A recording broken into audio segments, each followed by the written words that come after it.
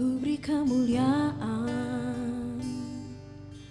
dan hormat, ku angkat suara pujian, ku agungkan namamu. Ku beri kemuliaan dan hormat, ku angkat suara pujian, ku agungkan namamu. Sebab kau besar, perbuatanmu ajaib, tiada seperti engkau, tiada seperti engkau. Sebab kau besar, perbuatanmu ajaib, tiada seperti engkau, tiada seperti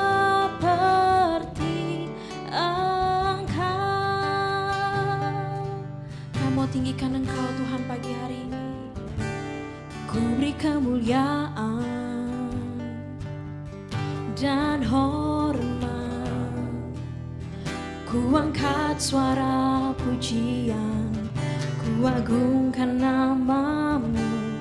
Ku beri kemuliaan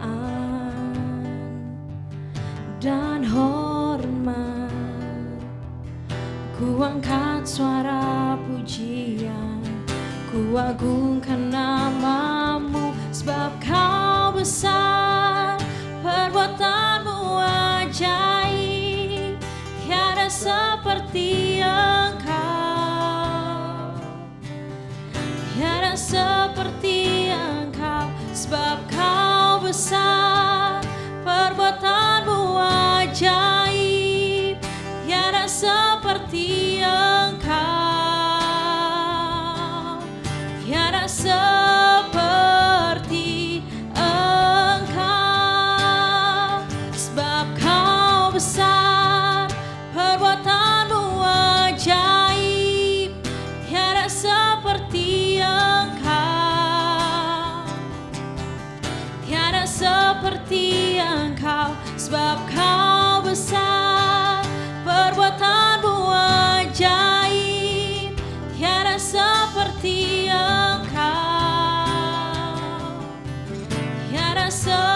seperti engkau. Yesus, tiada seperti-Mu Tuhan. Kami mengasihi-Mu, kami memuji-Mu Yesus.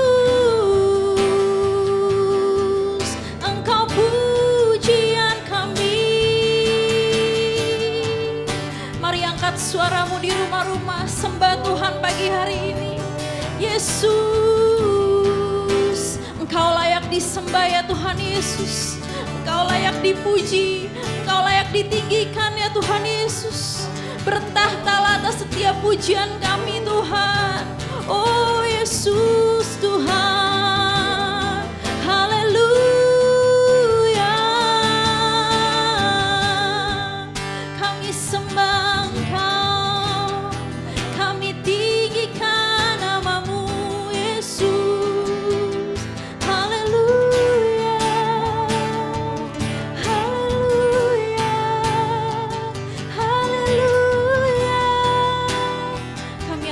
kami buat Engkau Tuhan.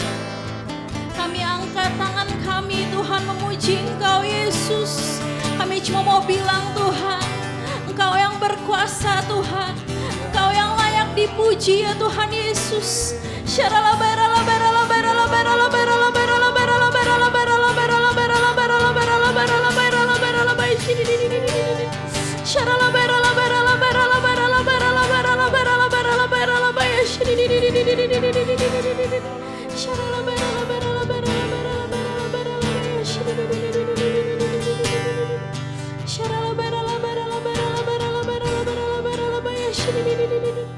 Engkau besar Tuhan Yesus, Engkau besar Tuhan. Yes Lord. Sebab Kau besar, perbuatanmu ajaib, tiada seperti Engkau. Amin Tuhan Yesus. Tiada seperti Engkau, sebab Kau besar, perbuatanmu ajaib. Tiada seperti Engkau, tiada seperti Engkau. Lebih lagi katakan saudara, sebab Kau besar, perbuatanmu ajaib. Tiada seperti Engkau, tiada seperti Engkau, sebab Kau besar, perbuatanmu ajaib.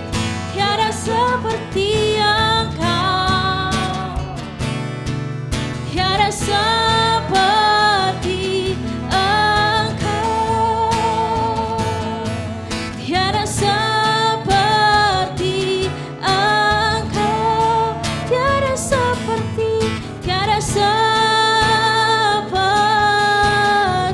katakan Yesus, Yesus, haleluya. Kami menyembah-Mu Tuhan, haleluya. Tirala berala baya shandera berala berala berala baya, sharala berala berala berala berala baya shiri.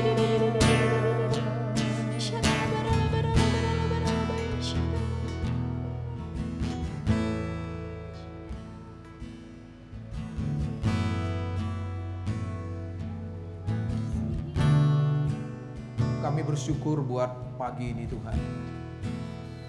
Kami kagum akan perbuatan-Mu dalam hidup kami. Kalau kami ada hari ini, itu semua anugerah dari Tuhan. Itu sebabnya kami menyembah Engkau, kami tinggikan Engkau. Dan biarlah pagi ini Tuhan, Engkau melawat setiap kami di dalam acara Saat Teduh ini Tuhan. Dan tidak ada satu orang pun yang tidak mengalami Engkau Tuhan. Dan ajar kami Tuhan, biar kami boleh menerima kebenaran firman Allah. Terima kasih Bapa. Di dalam nama Tuhan Yesus, kami berdoa, kami mengucap syukur. Semua kita yang siap dengar firman Tuhan katakan amin. Shalom Bapak Ibu Saudara yang dikasihi Tuhan, selamat pagi, puji Tuhan Saudara. Saya percaya sepanjang malam setiap Bapak Ibu Saudara menikmati jam-jam istirahat. Dan pagi ini kita mau menikmati hadirat Tuhan, kita mau menikmati kebenaran firman Allah.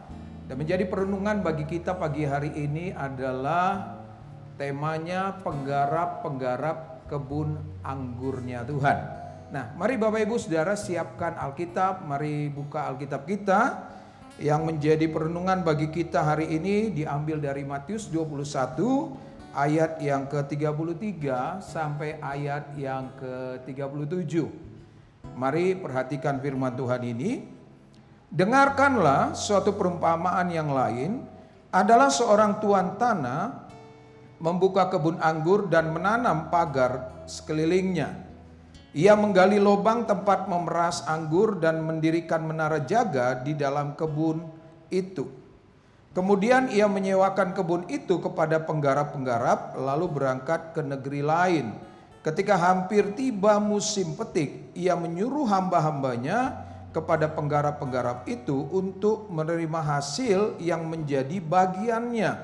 Tetapi penggarap-penggarap itu menangkap hamba-hambanya itu, mereka memukul yang seorang, membunuh yang lain dan melemparkan yang lain pula dengan batu. Kemudian Tuhan itu menyuruh pula hamba-hamba yang lain lebih banyak daripada yang semula, tetapi mereka pun diperlakukan sama seperti kawan-kawan mereka. Akhirnya ia menyuruh anaknya kepada mereka, katanya, anakku akan mereka segani. Nah, Bapak Ibu Saudara yang dikasihi Tuhan, ini cerita ini diawali dari Matius 21 ayat yang ke-23, Saudara ya. Saya akan bacakan ini, mari perhatikan. Lalu nanti kita akan renungkan kebenaran firman Tuhan ini. Lalu Yesus masuk ke bait Allah dan ketika ia mengajar di situ, datanglah imam-imam kepala serta tua-tua bangsa Yahudi kepadanya dan bertanya, dengan kuasa manakah engkau melakukan hal-hal itu, dan siapakah yang memberi kuasa itu kepadamu? Nah, Bapak Ibu Saudara yang dikasihi Tuhan, di dalam pelayanan Tuhan Yesus, dia seringkali memanifestasikan kuasanya. Ada begitu banyak orang yang mengalami kesembuhan, kelepasan, kelegaan, saudara. Dan dia juga diikuti oleh tua-tua, dia diikuti oleh para imam, orang Farisi, ya. Dan mereka berusaha untuk menjebak Tuhan Yesus dengan berbagai pertanyaan, karena mereka merasa tidak nyaman dengan kehadiran Tuhan Yesus. Lalu Tuhan bertanya pada waktu itu, baptisan Yohanes itu dari siapa? Dan mereka tidak bisa jawab, saudara. Makanya Yesus bilang, saya juga tidak akan menjawabnya. Lalu disertai dengan perumpamaan tentang penggarap-penggarap kebun anggur. Saudara perhatikan di sana, tadi dibuka bahwa ada tuan tanah yang membuka lahan, ya, kebun anggur, lalu dia siapkan tempat pemerasan, lalu ada pagar sekelilingnya, lalu ada menara jaga. Saudara, di akhir cerita ketika Tuhan bicara tentang cerita ini, bagaimana dia memberikan tanah garapan itu untuk digarap oleh penggarap-penggarap, dia pergi ke tempat yang jauh dan tiba waktu untuk menuai, dia mengirim utusan untuk mengambil hasil tuaian. Apa yang terjadi? Rombongan hamba yang pertama itu ditangkap dan dibunuh oleh mereka. Lalu yang kedua juga demikian. Sampai pada puncaknya, tuan tanah ini berkata, lebih baik aku utus anakku. Siapa tahu mereka itu segan atau menghormati anaknya. Saudara tahu apa yang terjadi? Justru mereka berusaha untuk menangkap dan membunuh ahli waris ini, saudara. Saudara, apa yang terjadi? Tuan ini menangkap dan membinasakan mereka. Nah, saudara, waktu Tuhan Yesus cerita ini, saya percaya Roh Allah juga sedang menjamah hati para imam-imam kepala, para tua-tua, orang-orang Yahudi yang mengikuti dia. Dan mereka dapat pengertian bahwa ini bicara tentang mereka. Saudara bisa bayangkan ketika mereka dapat pengertian ini, mereka terus berusaha untuk menangkap Yesus dan membunuh dia. Lalu Yesus berkata, apakah kamu tidak pernah tahu tentang cerita batu penjuru? Seseorang yang kalau jatuh ke atas batu itu dia akan hancur, kalau ditimpa oleh batu itu dia akan remuk. Dan itu mereka berusaha untuk menangkap dan membunuh Tuhan Yesus. Saudara, apa artinya bagi setiap kita di zaman ini, saudara? Yang pertama, kita bisa memandang bahwa cerita ini sebenarnya ini bicara tentang orang-orang yang sudah diberi anugerah sama Tuhan. Ini bicara tentang para imam, para nabi, ya. Mereka menjadi nabi-nabi palsu, mereka berusaha untuk menguasai kebun anggurnya Tuhan. Saudara tahu kebun anggurnya Tuhan itu bicara tentang umat Tuhan, tentang orang-orang pilihan Tuhan. Seharusnya para imam, para nabi, mereka harus membawa kebun anggur yaitu umat Tuhan untuk datang menyembah kepada Tuhan. Tapi justru di dalam perjalanannya mereka justru menjadikan tuan atas hidup setiap umat pilihan Tuhan. Makanya ketika Yesus hadir itu membuat mereka gak nyaman. Mereka merasa bahwa posisi mereka akan terancam. Dan itu sebabnya mereka berusaha untuk menghancurkan atau menangkap dan membunuh Yesus, saudara. Saudara, ini teguran bagi para imam, para nabi pada waktu itu, ya, para tua-tua, supaya mereka menyadari betul bahwa mereka itu bukan pemilik, mereka itu hanya orang yang dipercaya oleh Tuhan untuk membawa umat Tuhan ini menyembah kepada Dia. Yang kedua, saudara, apa maknanya buat kita pada zaman ini? Saudara, ini bicara dua hal, saudara. Tuhan itu sedang bicara kepada setiap kita, ya. Kalau kita baca Matius 21 ayat 33-nya tadi, bahwa Tuhan ini adalah pemilik kebun anggur. Dia siapkan pagar, dia siapkan menara, dia siapkan untuk pemerasan anggur, semua yang terbaik dia sudah siapkan dan dia berikan itu kepada penggarap-penggarap. Artinya bagi setiap kita harus menyadari betul sebenarnya hidup ini adalah anugerah atau kasih karunia di hadapan Tuhan. Saya akan bacakan ayat ini, saudara perhatikan baik-baik ya. Roma 11 ayat yang ke-36. Sebab segala sesuatu adalah dari Dia dan oleh Dia dan kepada Dia, bagi Dialah kemuliaan sampai selama-lamanya. Nah, puji Tuhan saudara, cerita ini juga sangat relevan buat kita hari ini. Mungkin hari-hari ini ada banyak di antara kita yang dalam keadaan takut menghadapi hari-hari ke depan. Ada begitu banyak orang khawatir akan hidupnya. Tapi hari ini dengar baik-baik, lewat pengajaran firman Tuhan ini, dia sedang menyampaikan kepada setiap saudara dan saya bahwa hidup ini adalah kasih karunia atau anugerah dari Tuhan. Karena semua yang terbaik Tuhan sudah sediakan bagi setiap kita. Bagian kita yang pertama adalah jadilah pengelola yang baik. Apa yang Tuhan sudah siapkan, mari kita kelola dengan baik. Di dalam diri saudara sebenarnya ada kemampuan Allah. Ada hikmat, ada talenta, ada karunia, bahkan mungkin ada jabatan, ada usaha yang Tuhan berikan bagi Bapak Ibu Saudara. Mari hari ini yakinkan diri saudara bahwa hidup ini adalah kasih karunia. Bagian kita minta sama Tuhan, minta hikmat sama Tuhan. Bagaimana mengelola apa yang ada di tangan kita. Ini yang pertama saudara. Kita gak perlu takut, kita gak perlu khawatir. Yang kedua, bicara tentang kasih karunia, bahwa setiap kita ini harus menempatkan diri kita dengan baik dan benar. Bahwa kita ini adalah pengelola. Kita bertanggung jawab terhadap kebun anggurnya Tuhan, terhadap semua yang Tuhan percayakan dalam hidup kita. Jangan menganggap bahwa ketika kita berhasil itu semua karena kita. Bukan, itu semua karena Tuhan. Yang setuju boleh katakan amin. Ketika kita berhasil, kita kembalikan itu untuk kemuliaan nama Tuhan. Ketika kita dalam proses, kita harus ingat betul bahwa hidup ini anugerah. Yang penting kita hidup berjalan dalam kebenaran. Kitab Yesaya berkata, jalan orang benar itu lurus. Kenapa? Karena Tuhan yang menuntun jalan di hadapannya. Artinya gini, mari posisikan kita dengan benar hari-hari ini. Kita hidup dalam kebenaran, kita lakukan apa yang menjadi kehendak Tuhan. Saya jamin saudara, langkah-langkah kita akan dituntun oleh Tuhan. Dan Dia akan membawa kita masuk di dalam keberhasilan, di dalam kemenangan. Kita akan menikmati berkat yang terbaik yang Tuhan sediakan bagi setiap kita. Yang setuju dan mengerti katakan amin. Itu yang pertama, bahwa hidup ini adalah kasih karunia.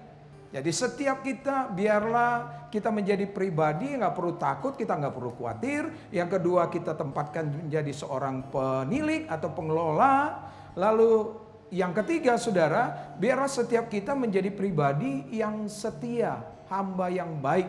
Seperti di kitab Matius 25. Ketika kita berhasil didapati menjadi hamba yang baik dan setia. Saya berdoa sampai perjalanan akhir hidup kita menjadi hamba yang baik dan setia. Yang mengerti katakan amin.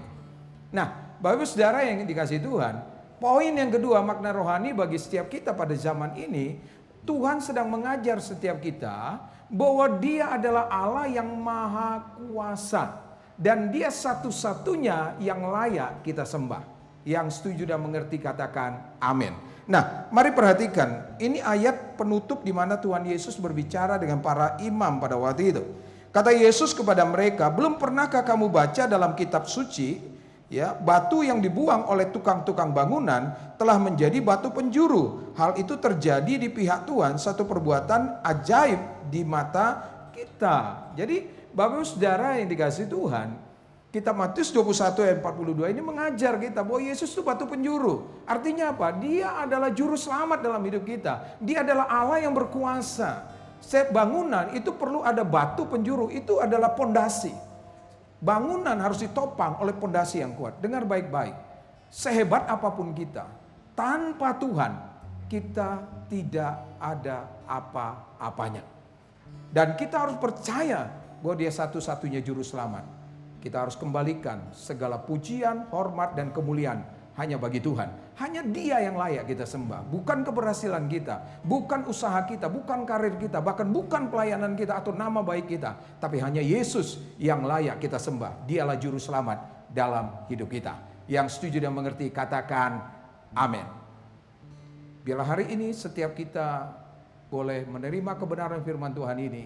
Kita mengerti betul bahwa hidup ini adalah kasih karunia. Yang kedua, bahwa Tuhan yang kita sembah adalah Tuhan yang berkuasa dan Dia satu-satunya juru selamat dalam hidup kita.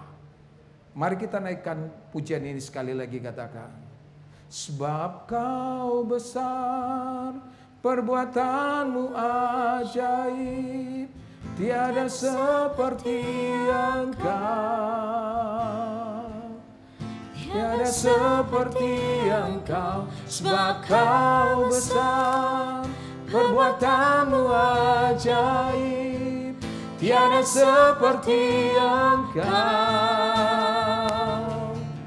Tiada seperti Engkau. Kami mau berkata pagi hari ini, Tuhan, Engkau Allah yang hebat, Engkau Allah yang dahsyat. Kami tahu dan kami percaya pagi ini adalah pesan yang kuat bagi setiap kami, supaya kami kuat menjalani hari-hari kami ke depan, karena Engkau adalah Allah yang maha kuasa, Tuhan dan Juru Selamat dalam hidup kami, dan hidup yang kami jalani karena kasih karunia. Terima kasih Bapa, berkati umat-Mu, biarlah sepanjang hari ini bahkan sepanjang minggu ini, tangan Tuhan yang ajaib menopang mereka dan memberkati mereka. Sembuhkan yang sakit, kuatkan yang lemah Tuhan. Di dalam nama Yesus, amin. Dengan sukacita ku kan menari, dengan sorak-sorai